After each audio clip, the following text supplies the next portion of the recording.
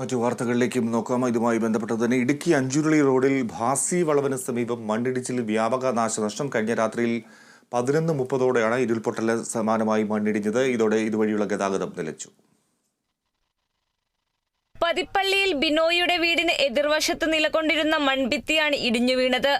വീടിന് സമീപത്ത് കൂടി കൃഷിയിടത്തിലേക്ക് ഇടിഞ്ഞു വന്ന മണ്ണ് ഒലിച്ചുപോയതിനാൽ വലിയൊരു ദുരന്തം തന്നെയാണ് വഴിമാറിയത്. ഉരുൾപൊട്ടലിന് സമാനമായി മണ്ണും വെള്ളവും ഒലിച്ചിറങ്ങിയതോടെ ബിനോയ്ക്ക് വ്യാപക കൃഷിനാശവും ഉണ്ടായിട്ടുണ്ട്. ഏലം ഉൾപ്പെടെയുള്ള കൃഷികളാണ് ഒലിച്ചുപോയിരിക്കുന്നത്. ഇന്നലെ രാത്രി ഒരു 11:00 കൂടി റോഡിൻ്റെ മണ്ടയിൽ ഇടിഞ്ഞു വീഴുകയും കുറച്ച് കഴിഞ്ഞപ്പോഴത്തേനും അവിടെ വെള്ളം കെട്ടി നിന്നിട്ട് റോഡിൻ്റെ സൈഡ് അടിയിലോട്ട് ഇടിഞ്ഞു വീഴുകയും ഏലകൃഷിയൊക്കെ നശിക്കുകയും ചെയ്തു. 10 ഏലത്തിന് മണ്ട പോയി. മണ്ണ് വീണ ഇനി ഉപയോഗശൂന്യമായി ഭൂമി. മണ്ണും കല്ലും കൂടെ വീണ ഉപയോഗശൂന്യമായി. ഉരുളുപൊട്ടലിന് സമാനമാണ്. മണ്ണെല്ലാം ഊർന്ന പോയി, എല്ലാം പ്രശ്നമായി. മണ്ണിടിഞ്ഞതോടെ അഞ്ചുരുളി കാക്കാട്ടുകട റോഡിൽ പൂർണ്ണമായും ഗതാഗതം സ്തംഭിച്ചു. മണ്ണിടിഞ്ഞതിന് മറുവശത്തുള്ള ജനങ്ങൾ ഒറ്റപ്പെട്ട സാഹചര്യവും ഉണ്ടായി. കാഞ്ചിയാർ പഞ്ചായത്ത് അധികൃതർ സ്ഥലത്തെത്തി മണ്ണ് മാറ്റുന്നതിനുള്ള നടപടികൾ സ്വീകരിച്ച് ഗതാഗതം പുനഃസ്ഥാപിച്ചു. എന്നാൽ പാതയിൽ വിവിധയിടങ്ങളിൽ ഉറവകൾ ശക്തമായതും നീർച്ചാലുകളിൽ ഒഴുക്ക് വർദ്ധിച്ചതും കൂടുതൽ ഭീഷണി ഉയർത്തുകയാണ്.